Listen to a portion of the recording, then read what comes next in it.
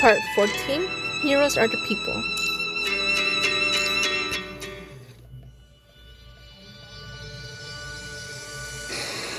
The howls that corrupted echoed through the burning city as Major Lee directs the two girls to the temporary outpost by the riverbank, arranging for medical personnel to care for them.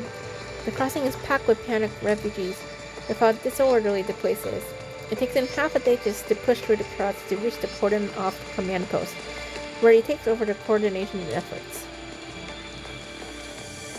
Based on the rough estimates, about 30,000 civilians have reached the riverbank just beyond the security perimeter, but the naval officers just informed me that our last cruiser, the Spartacus, it can only accommodate 1,200 people. Good God. Colonel Pavlo exhales wearily, breathing out a ring of smoke. Listening to the argument between refugees and soldiers outside, he draws his forehead as beads of sweat fall one by one onto the weathered wooden table. He faces the most important decision of his life. Oh, it's okay. Now we're back to here. Okay. Colonel, we're out of time. Time. Mine ran out long ago. Oh, not this one again. With a suicide. Hot ash falls into his finger as he reaches for something in his face. Babylonia finally got through unconscious now. You know what they said? They spent 5 minutes explaining to me that the beneath conducting reactor number 4 lies a bomb more terrifying than any nuclear weapon. A bomb? Is it connected to the explosion? I asked the same question. Their only response was, sorry, you don't have the fucking clearance for that information. Pavlok speaking like greasing urgency as he violently crushes a cigarette butt against the table. Remember those rumors about the reactor construction when Anda improved it? The ones that the scientists and the media circulated everywhere before they were labeled as misinformation? Turns out every fucking bit of those rumors was true. He enunciates each word deliberately, his fingers tapping against the cigarette ash on the table until they turn white. Reactor number 4 works just like the zero-point engine, so the planetary mist will keep pouring from its base. If it isn't shut down, the virus will spread, and the whole fucking Earth will bathe in red in less than 2 months. A few cells will destroy the entire planet is fucking burning right beneath our feet at this very moment. Do you understand what that fucking means? Comrade Paolo, do we have a contingency plan? Paolo lets out a laugh, his right hand still hovering on the edge of his belt. Hey, Alyosha, what did he call Carthaginian as there was ceremonial banners? The city of workers is stale. Comrade Paolo? That's the contingency plan. The whole government demands that the city fulfill its promise. Shakes his head, weakly forcing a hollow, bitter laugh. What? I don't understand. There must be another way. I'll call for reinforcements again. You'll be commander after this. Don't want the punchy virus tarnish my name. No, I got this one. Without warning, Pavel draws his silver service pistol from his belt and presses it against his temple. I'm sorry, comrades. I brought disgrace upon you all. My God, why did he think this is the answer? My goodness. That's the day Lee understands that power is capable of leaving one utterly lost. He surveys the devastated riverbank below, freshly bombarded and filled with bloody water. It is shrouded in low-hanging mist. The wailing of the wounded mingles with distant reverberations, rising and falling in waves.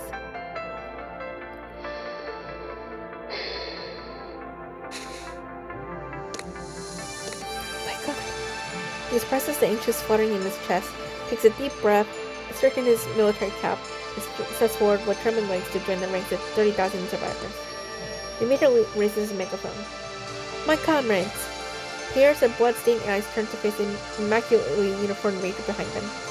I just been informed that beneath conducting reactor number 4 is a substance that's continuously producing the funny virus mist. It will spread ceaselessly, endangering the whole world. Now, we need someone to cross the city and shut it down. The cross shit's like slow turning dotted ashen gray. Isn't really making space for him. My God.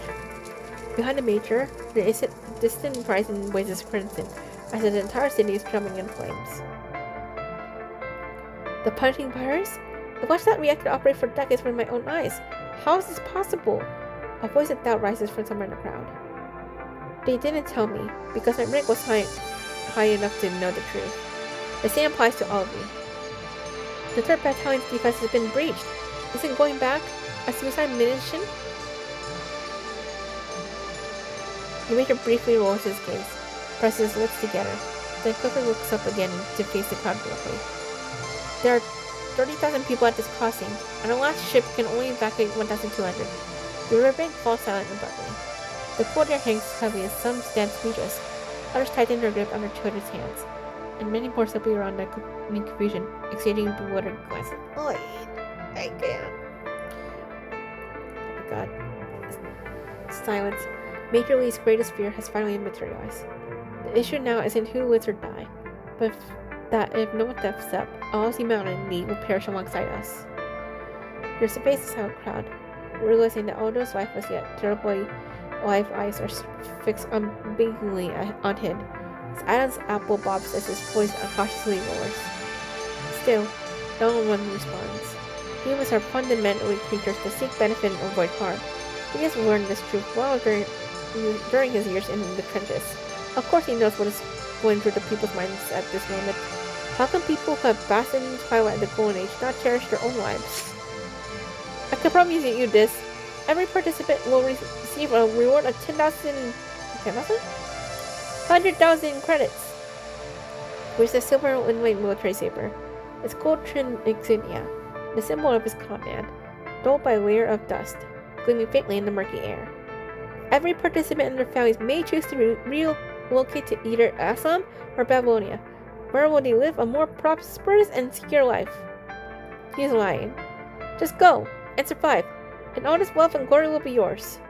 Of course, he has not been authorized by Babylonia, but he can't think of any other way to order thousands of living souls to turn back toward certain death. They first to bewilder masses. He's pulled out all the stops and tried everything in his power. But why are they so silent? Oh my god. This is the command saber of the army, and these medals are mine. The first person to step forward can take in all. These are worth. Leader, do you know how to shut that thing down? A familiar voice rings out from the back of the crowd.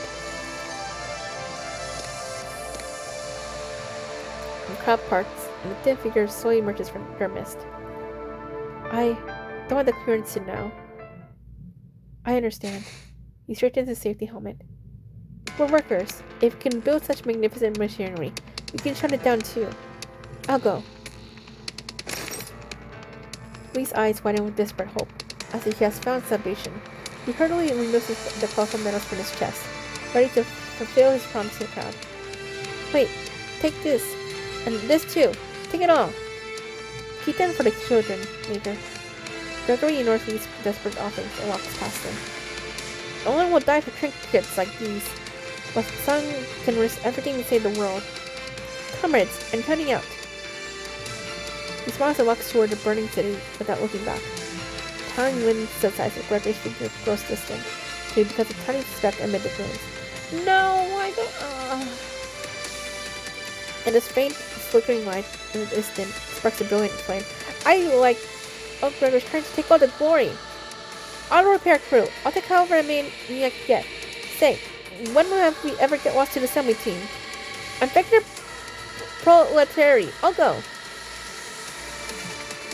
Stop in front of Lee, passing on his shoulder, and strides forward. And I'm Anatoly, senior technician. I fought the punching batters in Poland. I'll go. I'm Jenna Nadi, a janitor for the Research Institute. I'm Nero Vinich. I'm Fyodor. I'm Antonio. Oh my goodness. Their voices resound across the horizon, each response whipping through the sky as tiny acts of courage begin to shake the desolate earth. I'm Yuri Ivanovich. I'll go. Daddy, where are you going? To work. I'll be back when Mom finishes making dinner. No. I don't know. In my opinion, I feel like the ones that don't have children, they should go. Like, I'm sorry, like, Smiled softly, then removing his safety helmet and placing it on his daughter's head. More and more figures step forward, gathering momentum until they form a powerful current that cuts through the dim landscape and surges toward the enemy that dares to challenge humanity. Lee stands frozen in place, watching this wave as a scene unfolds before him. Kentucky Garrison Regiment, fall in! The horse command rings out, and countless figures in dark green step sideways in unison, moving into a perfect formation in the blink of an eye. Our comrades from the 2nd and 3rd battalions have already performed their duty and fought to their last breath. For all that's left of the entire garrison, the people of Kentucky have made their choice. The moment of our trial has finally come. The whole world is counting on us. Kentucky Garrison Regiment, can we let them down? No! Oh my god. When the sun rises down tomorrow, the entire world will remember Kentucky, the city where not a single soul cowered in fear. Attention! This is the final order from the Kentucky Garrison Command. Follow the path of Kentucky's people. Advance! The emotions suppressed in thousands of hearts erupt like a broken dam, transferring into a roaring tempest as the soldiers march unflinchingly toward what they believe is right. All of you? He stands motionless in the center of the river flowing along against him. Countless faces, both familiar and foreign, brush past him. Each passing gaze cuts him like a knife, a fleeting glance slicing a piece of his heart. And leaving him drenched in sweat, he struggles to breathe. No, don't look at me like that. The tiny metal slipped from his hand onto the ground. Usually, they are trampled underfoot by countless military boots and embedded into the muddy earth. Their gleam and luster forever lost. A profound sense of purpose floods Lee's soul as he breathes heavily. Straying thoughts rush into his mind, and suddenly, he imagines joining his comrade's ranks and marching toward death like some hero. But just as he decides to move, memories of his mother waiting back home. But just as he decides to move, oh, whoops, sorry. And the excruciating pain from when his rifle exploded during military school service. I can't. You can't let go. You can't bear it. Don't force yourself, Lee. Someone stops beside the major and places a hand on his shoulder. You always could play up all night around this before, but don't be one last time today. He smiles, gently patting the young face before him. You were born in a brilliant era. Back then, people didn't detest cowardice in that golden world. Not to ask the question how others chose to live. Perhaps even the heavens found that too naive, insisting on drenching us in cold, cruel calamities and making the world favor power and wealth above all else. I believe time always marched us forward. This era too will eventually become nothing but a footnote in history. Kentucky's frozen soil was once barren wilderness. Now we eventually built railways and rockets. The punching marks destroyed civilizations. But how does humanity still preserve through gritted teeth? I can't envision what tomorrow will look like, or the destruction of what thing. It will be created by those of you who stay alive. So, live on. Let's tell the children about today. To tell the whole world about everything that happened here. Live on, for a better tomorrow.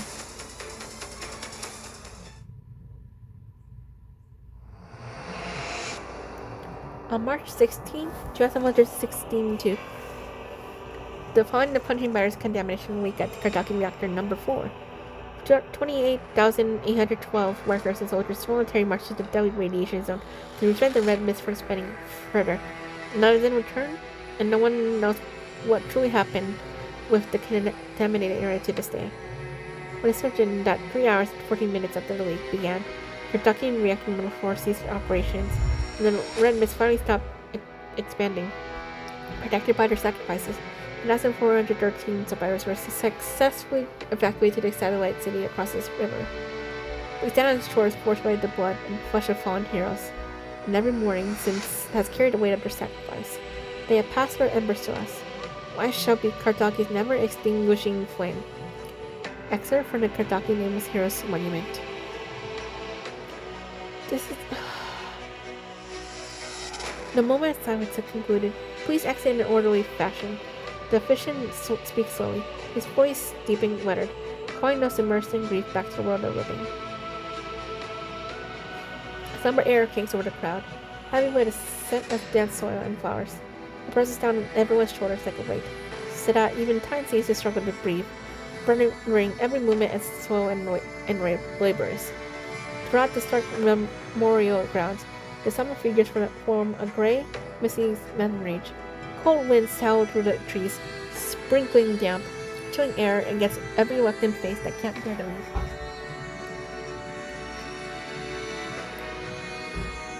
Several stone monuments stand tall at the center of this colorless world.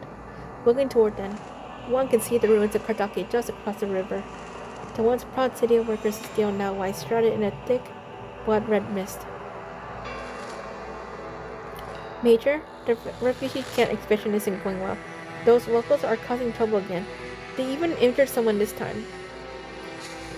At the outer edge of the crowd, a military officer in a long coat slowly raises his head and opens his eyes. Get the excavators! Level all the old buildings. You're authorized to open fire if necessary. Major? The shadowed stone monument perfectly obscures his body, leaving only half of his flame-scarred, disfigured face exposed to the flight. We're doing it so more people can survive. Go now. I'll take full responsibility for the consequences. Yes, sir. As the soldier hurries away, another enters the memorial grounds, running directly toward the major from the opposite direction. Sir, the Babylonia Incident Investigation Team is departing in an hour. Did they find anything? Same as before, sir. You don't have to wait for no further noise. Understood. I'll head over shortly. The morning crowd finally begins to disperse after a while. Lee brushes the dust from his shoulders and sets off, slowly making his way against the flow of departing people.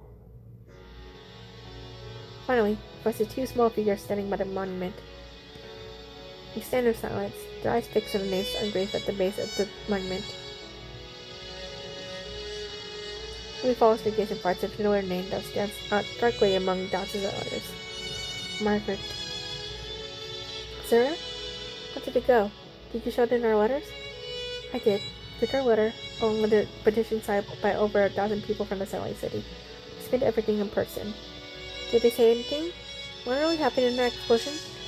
Major Lee shakes his head solemnly. Why? The government has its considerations. It's not my place to question them. Considerations? What do you mean?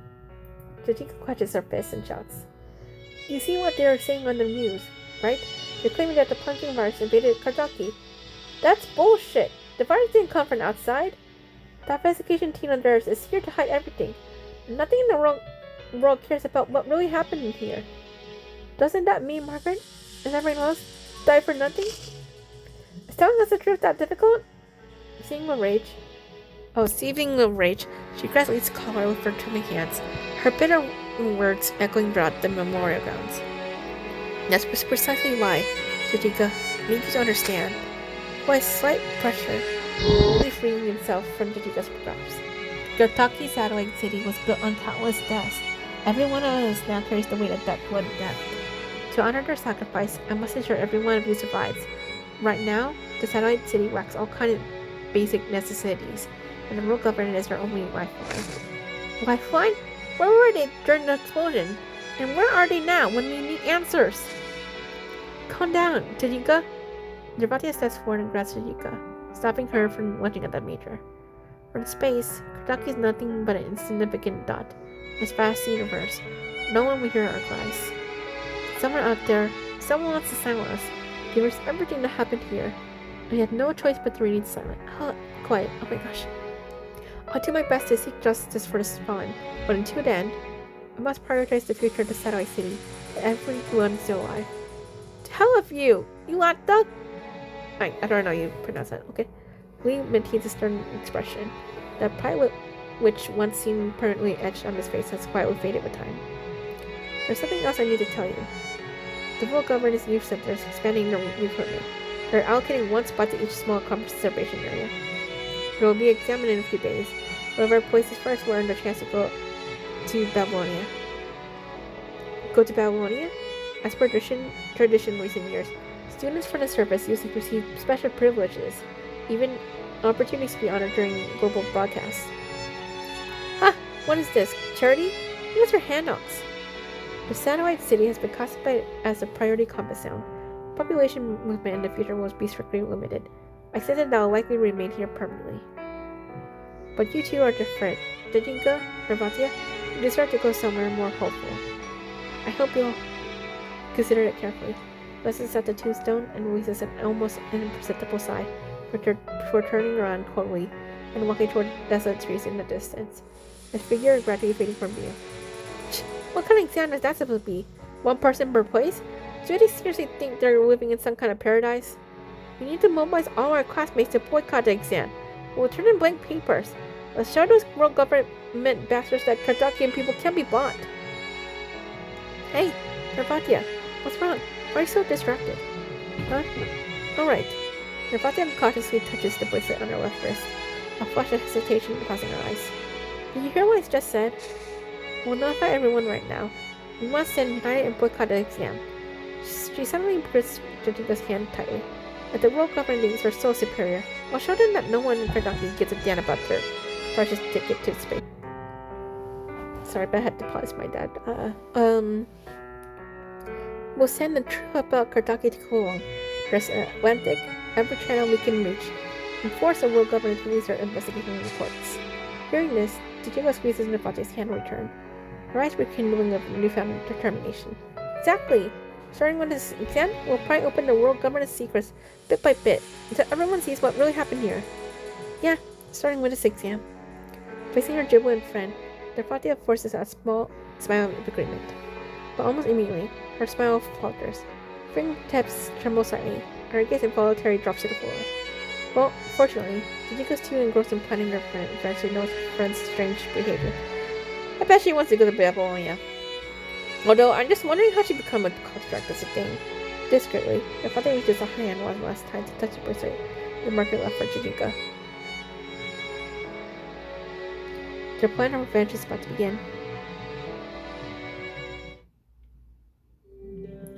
Afterward, the two girls, swiftly and discreetly, communicate their plan to every student. Everything goes more smoothly than they had anticipated. The students have all lost loved ones in the explosion, so they're all desperate to learn the truth. Time passes, and reconstruction progresses at full speed. We spend almost every day rushing between farms and construction sites, while frequently meeting with the world government to secure possible assistance. Meanwhile, Nervatia and Tachiko visit the monument together almost every evening at the dusk to tell Margaret, now a world apart, about everything they had done that day. Margaret, I drove us here today and planned it once a white. This time next year, we'll see golden wheat swing in the breeze. Margaret, I tried making that mirror. Oh, I can't. I can't read all of that. Oh my goodness.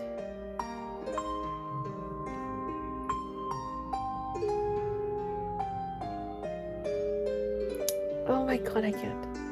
It's exam tomorrow, Margaret. We'll show the world the pride and resilience of Kardaki. I promise. So, this is all I can do now. I'm sorry, Margaret.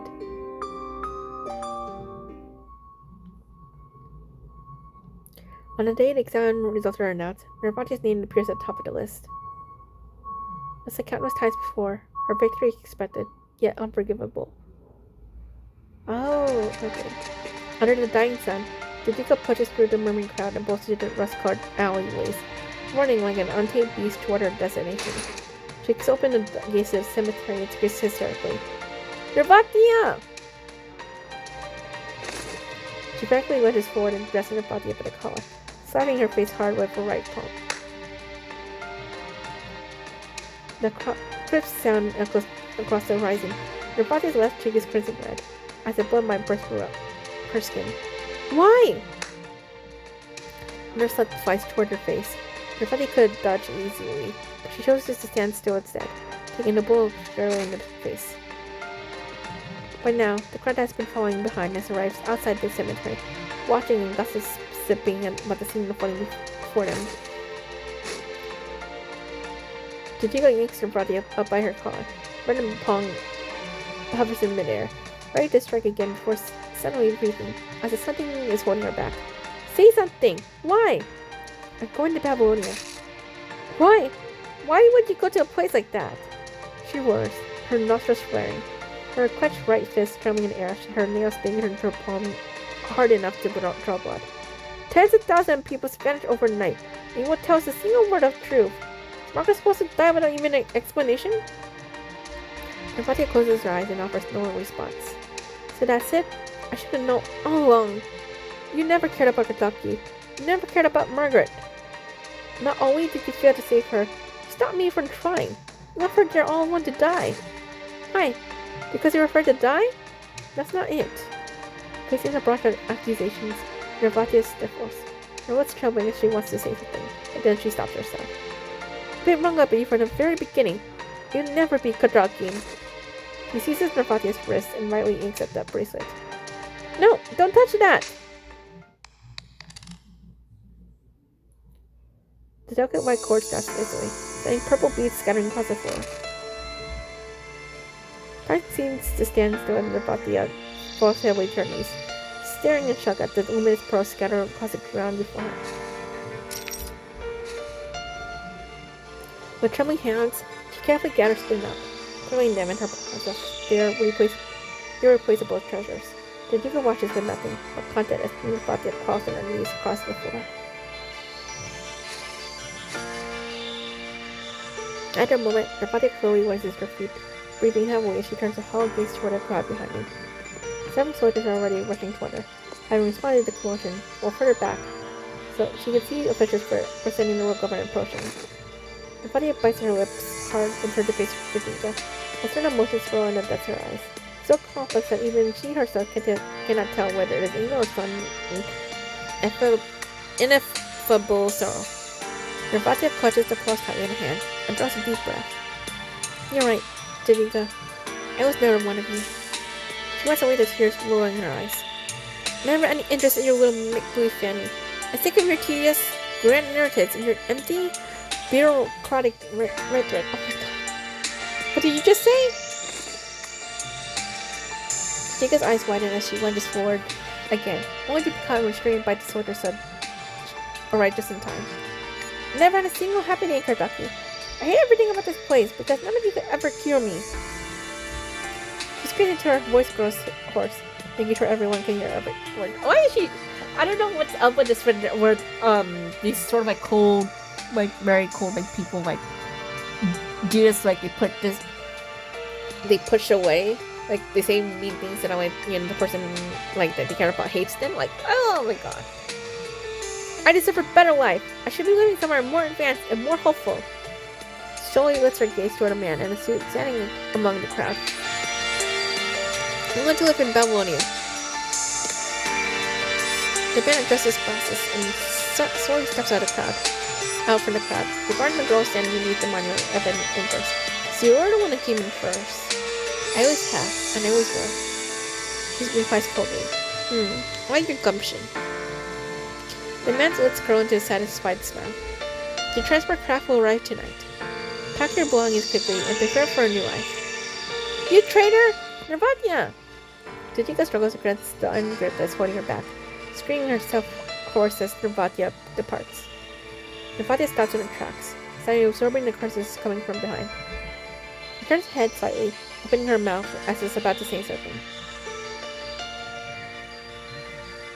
But then she presses her lips together, turning back to face the countless shocked and contemplative stares before her. When she steps out of this memorial garden described with names from the past, she can race toward the new life she has always dreamed of. But from this day forward, she will forever bear the title of Kentucky's first traitor, subjected to her people's condemnation and scorn. Goodbye. She takes the first momentous step toward the unknown world. Goodbye, Kentucky. Man, I hate this one.